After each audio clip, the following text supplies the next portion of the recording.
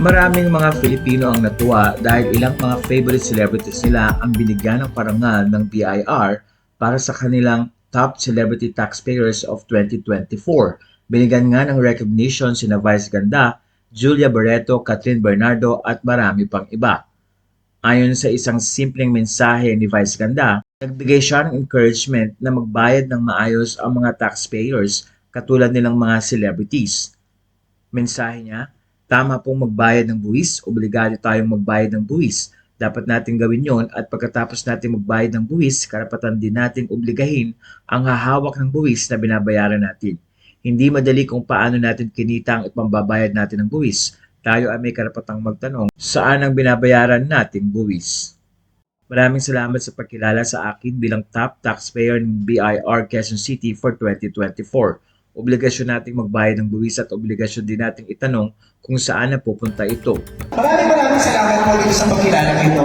Nakakatuwa, nakakatawa ng puso, nakakakilig pag narinig mo, top taxpayer ka. No? Parang pag sinabing top taxpayer ka, parang may nagawa kang tama para sa bansang ito.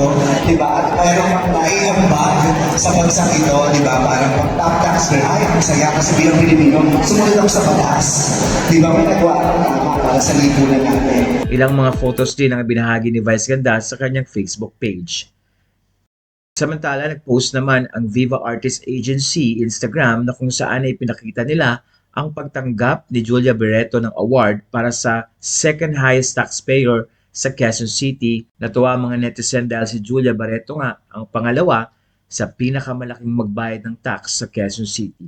Samantala, nagbigay naman ng mensahe si Catherine Bernardo. Hindi man siya nakapunta sa nasabing kick-off pero nagpasalamat si Catherine at humingi ng pasensya dahil may prior commitment siya kaya hindi nakapunta sa nasabing award.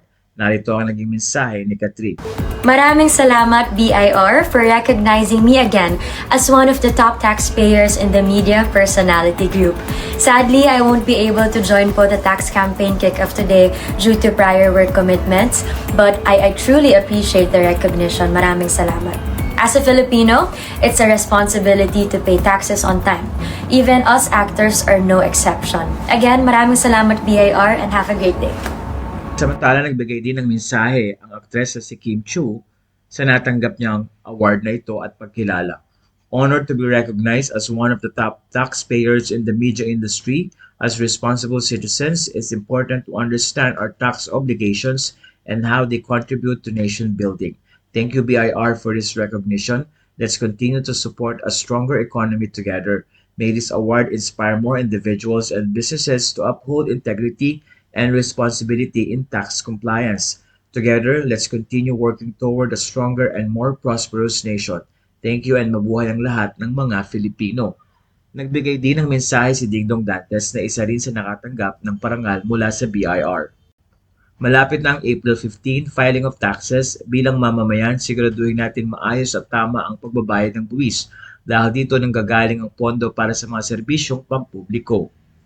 Pero teka, hindi lang tayo pangbayad, pangbantay din. Bilang taxpayers, tungkulin din natin na maging mapagmatsyag at siguraduhin ang ating buwis ay nagagamit ng tama ng mga taong niluklok natin sa pwesto at may pananagutan dito. Samantala, hindi man nakapunta si Daniel Padilla ay tinanggap naman ng kanyang ina na si Carla Estrada ang award para kay Daniel. Ayon sa post ng Star Magic, Darren attended the 2025 RR7A Quezon City Tax Campaign Kickoff at Fisher Mall where he claimed his top tax-paying media personality award. On top of receiving his plaque, the Asia's pop heartthrob even pulled off a performance on stage. Cheers Darren, may you continue to be a stellar example of model citizen. Ilan din sa binigyan ng award is sina Catriona Gray, Jenilyn Mercado at Dennis Trillo.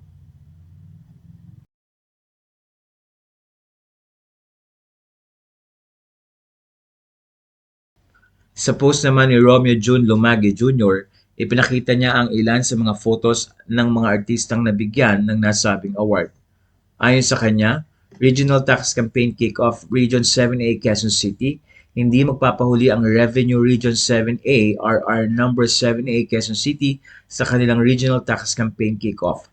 Sa ilalim ng pamumuno ni Regional Director Rodel Buenaobra ay naging matagumpay ang kick-off. Nilubos po natin ang pagkakataon na pasalamatan ang mga revenuers at taxpayer ng RR number 7A. Naging malaking bahagi ito ng ating makasaysayang pagkamit ng 2024 collection target. Kasama sa nasabing post ay ang litrato ng mga celebrities na masayang nagbayad ng kanilang tax at matapat na nagbibigay ng kanilang buwis.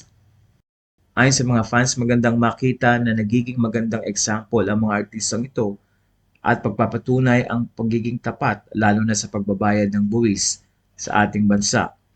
Tulad ng sinabi ni Vice Ganda, nakakatulong ang pagbabayad ng tax upang makatulong sa pagpapagawa ng maraming infrastruktura sa ating bansa. Magandang araw po sa inyong lahat. Maraming salamat po sa BRR for this recognition, and may this award inspire other people na paying our taxes is not just our duty, but this is also a contribution for a better country. Maraming salamat po everybody, and thank you. Sana magbayad po tayo ng tamang buwis at sa tamang oras, and mabuhay po ang lahat ng mga Pilipino. What a beautiful message, Kim. Thank you so much once again. Top taxpayer. Meron ako din ang gusto ko dati, yung top taxpayer niya ako. Maraming salamat po dito sa pagkilala nito. Nakakatuwa, nakakatawa ng puso, nakakakinig pag narinig mo, top taxpayer ka. Parang pag sinabing top taxpayer ka, parang may nagawa kang tama para sa bansang to, di ba? At mayroon kang naiambag sa bansang ito, di ba? Parang pag top taxpayer, ay, ang saya kasi bilang Pilipino, sumunod ako sa batas. Di ba? May nagawa kang tama para sa lipunan natin. Kaya masarap. Maraming salamat po, lalo sa Article 39.